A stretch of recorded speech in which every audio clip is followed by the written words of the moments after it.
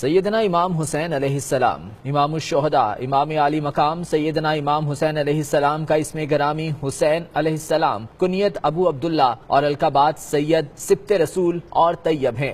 آپ امیر المومنین سیدنا علی المرتضیٰ کرم اللہ وجہ الکریم کے لخت جگر، سرور دو عالم صلی اللہ علیہ وآلہ وسلم کے نواسے اور مختومہ کائنات خاتون جنت سیدہ فاطمۃ الزہرا سلام اللہ علیہا کے شہزادے ہیں۔ آپ کی پیدائش 3 شعبان المعظم 4 ہجری میں مدینہ منورہ میں ہوئی۔ امام الانبیاء صلی اللہ علیہ وآلہ وسلم نے دائیں کان میں اذان اور بائیں میں اقامت پڑھی اور حسین نام منتخب فرمایا۔ مورخین کے مطابق حسن و حسین دونوں نام جنتی ہیں جو شہزادوں کے لیے جنت سے بھیجے گئے۔ اس سے پہلے عرب میں یہ نام استعمال نہیں ہوئے۔ نبی مکرم صلی اللہ علیہ وآلہ وسلم امام حسین علیہ السلام سے بہت محبت فرمایا کرتے تھے، اپنے کندھوں پر سوار فرماتے، دونوں شہزادوں کو چوما کرتے اور پھر سونگ کر ارشاد فرماتے، حسن و حسین سلام اللہ علیہما جنت کے پھول ہیں۔ ہادی برحق امام الانبیاء صلی اللہ علیہ وآلہ وسلم نے ارشاد فرمایا، اے اللہ میں ان دونوں شہزادوں سے محبت کرتا ہوں، تو بھی ان سے محبت فرما، اور جو ان سے محبت کرے ان سے بھی محبت فرما۔